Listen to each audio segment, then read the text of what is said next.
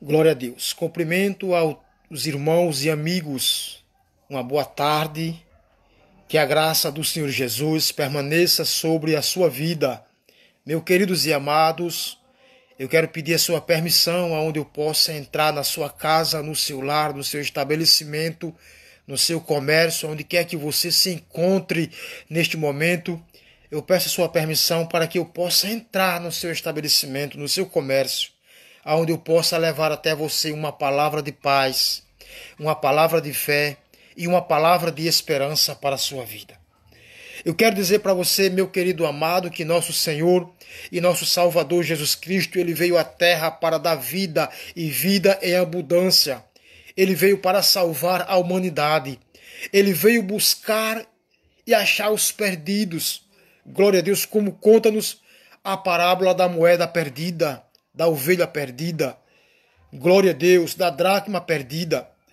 A palavra do Senhor nos diz em Lucas capítulo 19, o versículo 10, porque o Filho do Homem veio buscar o que se havia perdido.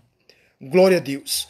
Esta passagem, meu querido amado, há inúmeras maneiras de se retratar de pessoas que amamos, pelas quais temos admiração.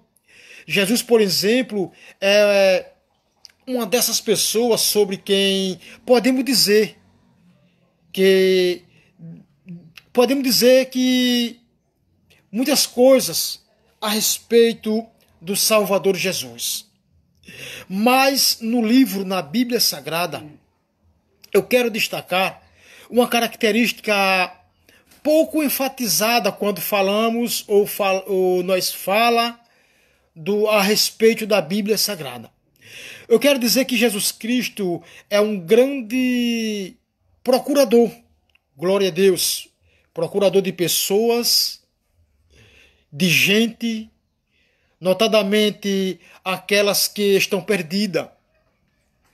Eu me refiro àquelas que estão perdidas na vida, e vida em seus mais variados sentidos. Pessoas sem sentido na vida, pessoas cuja vida espiritual está perdida, pessoas desorientadas na vida. Louvado seja o nome do Senhor, porque existe muitas pessoas perdidas e não sabem que estão verdadeiramente perdidas. Procurar coisa perdida é tarefa que incomoda bastante. Quem é que gosta de perder alguma coisa? Ninguém quer perder suas coisas, pois ter que procurá-la é trabalho incômodo. Coisas perdidas de um tempo que perdeu, de ser usado em algo mais útil. Procurar coisas perdidas dá muita dor de cabeça. Quando perdemos algo importante, precisamos procurar para que tudo fique bem. Eu posso dizer, procurar coisas perdida não é fácil, mas quando nós achamos, nós fica alegre, satisfeito da vida, porque a gente trabalhou para procurar aquilo que estava perdido. Jesus veio à terra para fazer o trabalho de procurar e revirar tudo para encontrar o que ele procura, a fim de encontrar o que foi perdido. E durante os ensinos que Jesus realizou de uma só vez, Jesus contou 3 parábolas a respeito de coisas perdidas, tal a importância da questão. Essa parábola foram registradas em Lucas capítulo 15. Mas neste capítulo Jesus fala de uma ovelha que foi perdida, fala de uma moeda que foi perdida, de um filho que se perdeu. 3 situações distintas nas quais pessoas diferentes, glória a Deus, em situação diferente, glória a Deus, sofreram a perda de coisas importantes para si, a mulher, o pastor e o pai. Glória a Deus. Amados, o que eu trago com isso é que eu penso que não existe no mundo um pregador do evangelho que não tenha pregado mensagem pelo menos uma vez em Lucas capítulo 15. Ao menos uma das parábolas a do filho pródigo. É um clássico, se posso dizer assim. A parábola do filho pródigo e das passagens mais conhecidas das Escrituras. Existe música que falam, que tratam, que cantam essa passagem em letras tão pequenas, tão presentes, que a história está na mente das pessoas. Mas assim eu quero trabalhar sobre essas três histórias que fazem parte do capítulo 15 do Evangelho de Lucas. As três histórias contadas em forma de parábola. Mas, na verdade, o que Jesus veio foi contar três versões de uma mesma verdade. Porque as parábolas contêm uma só verdade central. Coisas importantes foram perdidas e precisam ser achadas. Mais do que isso, com as três parábolas, Jesus quis destacar o valor, eu posso dizer, intrínseco do que foi perdido. Nas parábolas, as pessoas que sofreram alguma perda deixaram transparecer o valor que eles davam àquilo que foi perdido. E Jesus considerou isso na composição que fez das três parábolas. É sobre a essência desta mensagem contida nas parábolas que eu irei tratar deste assunto de acordo com a Bíblia Sagrada. Louvado seja o nome do Senhor. Mas o que eu quero dizer com isso é que Jesus contou três parábolas sobre a sequente envolvendo coisas que foram perdidas. Uma ovelha, uma moeda e um filho. Para ser mais didático, eu irei começar pela moeda. Depois eu vou falar sobre as outras parábolas de Jesus. E por fim, eu irei falar também sobre a parábola do filho. A parábola está registrada em Lucas capítulo 8, verso 10. E a passagem nos diz assim. Eu vou pegar minha Bíblia aqui e vou ler para você. Diz assim a passagem. O qual é a mulher, ou quem é a mulher, que tendo 10 dracmas e perdendo uma delas, não acende a candeia e não varre a casa procurando com cuidado até encontrá-la? E quando a encontra, reúne as amigas e vizinhas, dizendo: alegrai-vos comigo, porque achei a dracma que eu havia perdido. Eu vos digo que assim há alegria na presença dos anjos de Deus por um pecador que se arrepende. Louvado seja o nome do Senhor. Meu querido amado, o contexto social original no qual Jesus situa a história era a nação de Israel. Ele estava muito interessado, como sempre esteve, em alcançar e transmitir a mensagem de salvação, primeiramente a seus próprios contemporâneos, aos seus compatriotas, ao povo de Israel. Louvado e exaltado é o nome de nosso Senhor e nosso Salvador Jesus Cristo. Mas, semelhantemente, nós lemos na Bíblia que a primeira demonstração de interesse de Deus por um povo aconteceu em relação ao povo de Israel, ainda quando Israel não era uma nação formada e organizada. Deus chamou Abrão, que habitava a terra de Ur dos Caldeus, e disse a ele que o faria pai ou um patriarca de uma grande nação. O Senhor estava fazendo ali referência à formação da nação de Israel.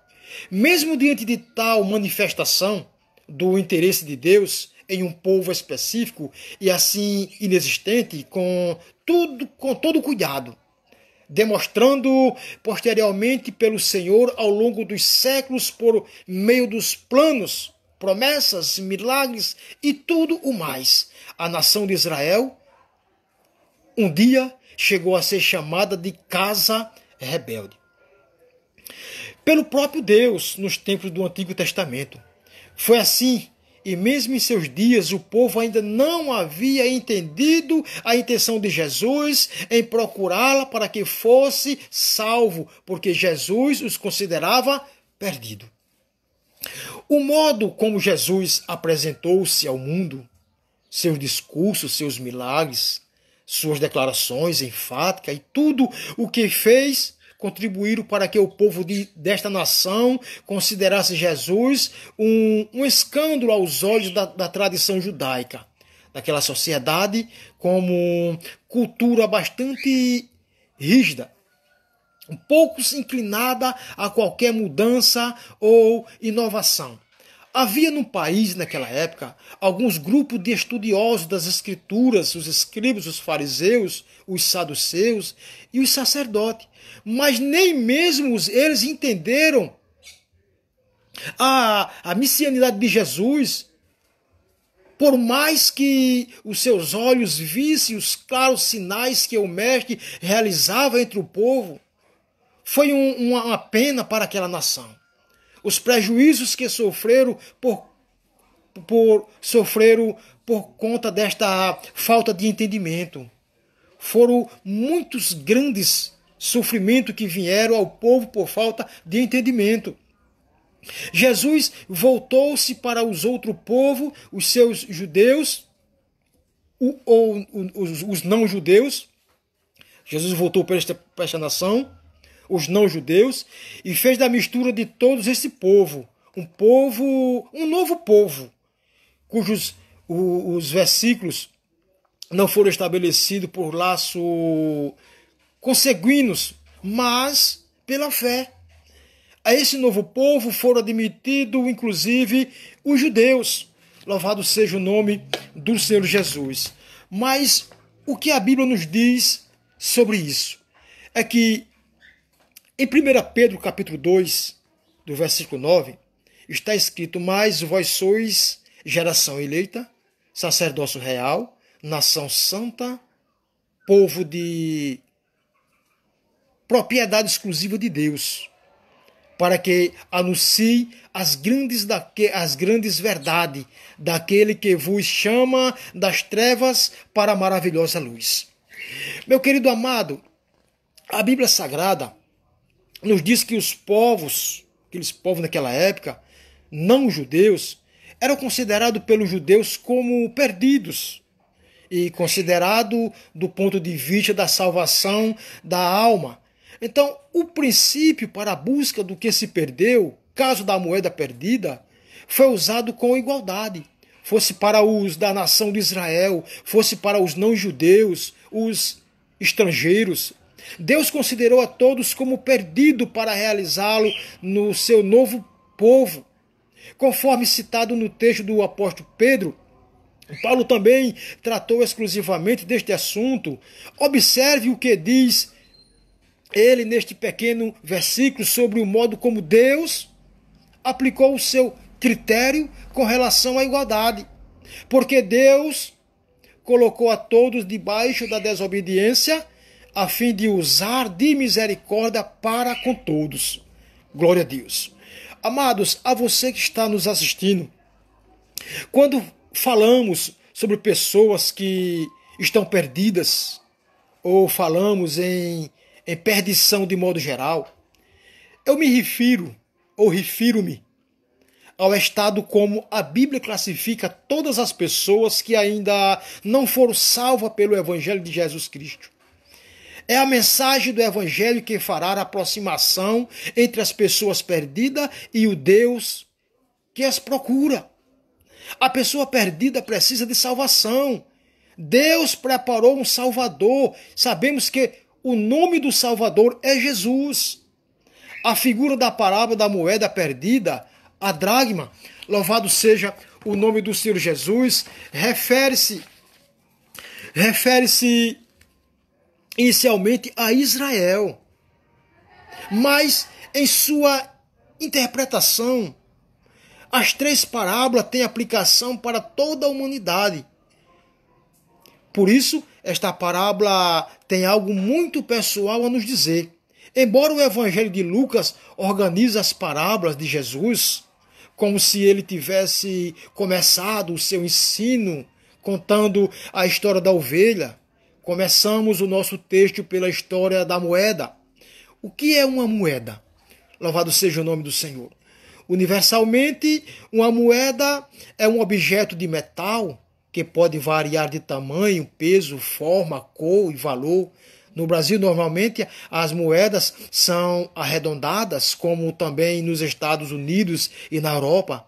As moedas têm grande unidade ou utilidade para o troco do comércio, porque porque não compramos rotineiramente bens de valor maior como uma casa, um carro ou menos ou roupa sequer. Fazemos compra no supermercado usando moeda de metal.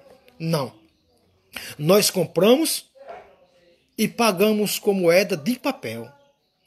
Mesmo assim, dependendo da quantidade de dinheiro que temos à disposição, nem mesmo usamos moeda de papel. Usamos o cartão de conta corrente porque é comum hoje em dia. Glória a Deus. Fazemos transações com cartão do banco bancário, utilizando cheques ou cartões, seja de débito ou de crédito. Sabemos pela narrativa bíblica, meu querido amado, que aquela moeda perdida era de metal, porque era uma dracma. Nos tempos antigos, não se usava moeda em papel impresso. O texto bíblico dá essa informação. A dracma era a moeda usada na Grécia até o início da circulação do euro. Mas atualmente há regiões gregas que voltaram a usar a dracma, principalmente depois da crise do euro iniciado em 2012. Quando a economia da Europa, especialmente da Grécia, foi terrivelmente abatida. Glória a Deus. Mas, meu querido amado, o que eu quero dizer com esta passagem bíblica? Glória a Deus. Na Grécia era a dracma, como também na Palestina dos tempos de Jesus. A dracma é um objeto inanimado, como todas as moedas são. Moedas não ouvem, não veem, não falam, não sentem, não sabem, e apesar de serem objetos sem vida, elas têm o seu valor. A mulher da parábola perdeu a sua dracma e começou a revirar a casa, a fim de encontrá-la. Ela carregava consigo a certeza de ter perdido a sua moeda dentro da própria casa. E por isso começou a varrer o chão de sua casa, pois ela tinha uma esperança. Ela tinha esperança de reencontrar aquele objeto perdido. A moeda não tinha somente valor monetário na cultura de Israel. No tempo de Jesus e ainda antes daquele tempo, glória a Deus, não era usual as mulheres terem moedas e nem mesmo guardaram moedas em sua posse. Jesus contou que aquela mulher não apenas tinha uma dracma, a qual perdeu, mas que tinha 10 dracmas. Se em nossos dias uma dracma equivale a aproximadamente 20% do valor de $1, certamente a mulher não perdeu muito em termos financeiros, mas a procura pela moeda indica que a sua posse era importante para ela, ao menos pelo valor afetivo. Não sendo comum as mulheres terem moedas, de certo, a autoestima dela era valorizada, o valor da moeda. Embora tratasse de um objeto inanimado, de baixo poder aquisitivo, na parábola representava muitos para aquela mulher. Glória a Deus. O que passa na parábola, o que pesa na parábola, ou seja, o que pesa na parábola não é o valor da moeda em si. Louvado seja o nome de nosso Senhor Jesus Cristo. O que pesa na parábola não é o valor da moeda em si, mas sim o fato da perda. Perder algo é sempre ruim. A perda de um ente querido, a perda de um parente, a perda de um grande amor, a perda de um objeto como carteira, documento, dinheiro, a perda da saúde, seja enfim, de que tipo for, perda é sempre algo lamentável. A Bíblia conta a história de Jó, o homem que sofreu a perda dos bens, depois da família e por fim da sua saúde. A história de Jó, a história de vida de Jó é triste, mas ao mesmo tempo encorajadora, porque mostra que é possível a um ser humano sofrer as maiores perdas de sua vida e ainda assim conservar-se fiel até o fim. Mas eu quero perguntar a você, qual é a imagem que Jesus quis invocar ao contar esta parábola? A moeda representa pessoas que estão perdidas, mas não sabem que estão perdidas. Por não saberem que estão perdidas, também não têm noção de que precisam ser encontradas. Deste modo, estão os pecadores do mundo perdidos, sem saber que estão perdidos, a menos que alguém lhe diga que estão perdidos.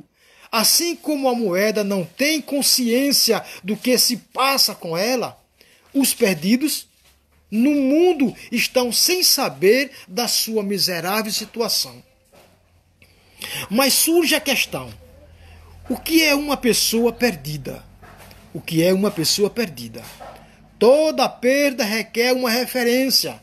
Somente se perde algo que tenha como referência um proprietário, um lugar. Neste caso, uma pessoa perdida é alguém que saiu das mãos do seu proprietário e deixou o seu lugar de origem para estar longe da vista dos seus possuidores em algum lugar que não merece.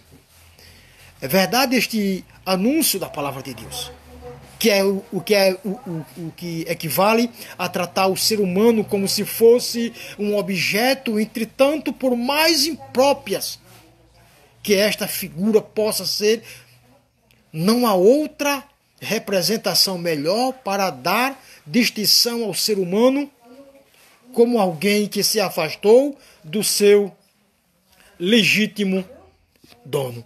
Louvado seja o nome do Senhor. Amados,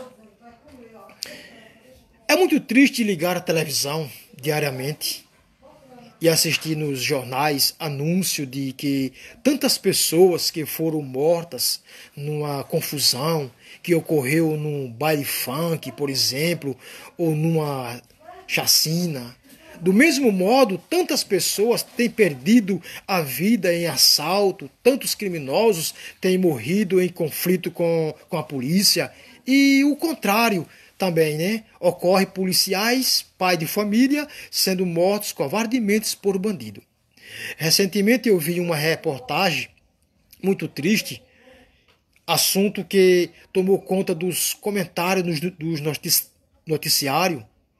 Era sobre uma moça que saiu do Rio Grande do Sul e foi para o Rio de Janeiro assistir a um show de rock. No Rio de Janeiro, ela se envolveu com pessoas de vida errada e acabou ficando por ali mesmo depois do show. Aquela moça tinha um bom currículo, além de ser muito bonita, já havia trabalhado em ONGs, prestando serviços úteis à comunidade, trabalhos sociais, tinha feito trabalhos importantes para a sociedade gaúcha, mas optou por se misturar com gente errada. Infelizmente, a maioria das pessoas anda neste caminho. O processo que leva ao envolvimento com drogas é gradativo. Ninguém se torna viciado ao acordar pela manhã. O caminho do vício ocorre, às vezes, lentamente, e outras vezes mais rápido. Mas é sempre um processo. Aquela moça havia se envolvido com drogas no passado, mas lutou contra o vício e conseguiu sair. Mas teve uma recaída ao se encontrar com aquela pessoa no Rio de Janeiro, né? Os seus amigos, que levou de volta para as drogas. Pior ainda foi que acabou entrando para o crime.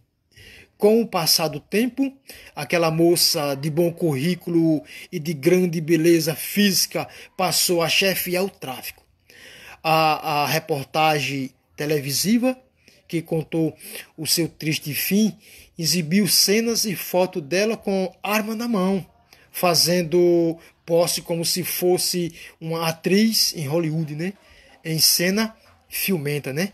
Então a gente vê que, infelizmente, o que passou na reportagem era real. Pessoas de boa índole, se misturando com pessoas erradas. Mas o que eu quero dizer é que aquela mulher, ela perdeu aquela moeda, mas ela procurou até encontrou. O que eu quero dizer com isso diante da Bíblia, meu querido amado, é que nada está perdido para o Senhor Jesus. Nada está perdido para o Senhor Jesus. Ele veio buscar e salvar os que se haviam perdido. Às vezes você fica se lamentando de um pai, uma mãe ou um filho mesmo, um parente que está distante da presença do Senhor. Mas eu quero dizer para você que nada está perdido. Ainda há solução para aqueles que estão perdidos. O que cabe, o que resta é eu e você procurar a solução para resolver aquele problema. Existem muitas pessoas afastadas do Evangelho porque a gente ainda não foi até ele e fez uma visita. Existem muitas pessoas afastadas do Evangelho porque nós ficamos em casa de braços encruzados e não queremos sair de nossas casas, nossos cômodos e ir em busca daquelas almas perdidas. Jesus desceu do céu à terra para vir em busca das pessoas perdidas. E ele deu esse exemplo para mim e para você. Então eu quero dizer para você nesta tarde, se desperte. Não se incomode só em ir para a igreja ou orar e cantar, não. Vamos fazer a obra de Deus completa. A Bíblia diz que a nossa fé sem as obras, ela é morta. Então vamos colocar nossas mãos em ação, vamos procurar o melhor, porque Deus se agrada daqueles que trabalham na obra de Deus com amor. Existem muitas pessoas perdidas que precisam de um conselho seu. Existem muitas pessoas nos hospitais, existem muitas pessoas nas prisões, passando por lutas, grandes dificuldades lá dentro das prisões, porque foram, porque erraram, porque errou, porque não tiveram conselho de homens de Deus, de mulheres de Deus, para alertar. Muitos deles estão lá por desobediência, mas nem por isso a gente vai querer virar as costas para esse desobediente. Vamos insistir. Enquanto você não insiste para ganhá-los para Jesus, o diabo insiste para levá-lo para o inferno. Não vamos parar. Vamos lutar e vamos vencer até o fim. Tudo isso porque a vitória é nossa em nome de Jesus. Amém? Glória a Deus. Eu quero mandar um abraço aos amigos que estão ouvindo aqui neste exato momento. Louvado seja o nome do Senhor. Muito obrigado aos amigos que estão sempre na escuta neste momento. Eu quero mandar um abraço para o Andres, que está ouvindo a programação neste momento. Muito obrigado para o Andres. Também o Claudinho Santos. Glória a Deus. Também o Deandre está na escuta também. Muito obrigado, amigo Deandre. Sonivaldo Dantas, que a graça e a paz do Senhor Jesus. Sonivaldo Dantas, um abraço para o Sonivaldo, também para sua esposa, para a Neide, para toda a família, né, que estão sempre na escuta da programação. O William Roseno também está na escuta da programação. Quero mandar um abraço para todos de uma forma especial. Muito obrigado a todos, fiquem todos na paz e até uma próxima oportunidade, em nome de Jesus.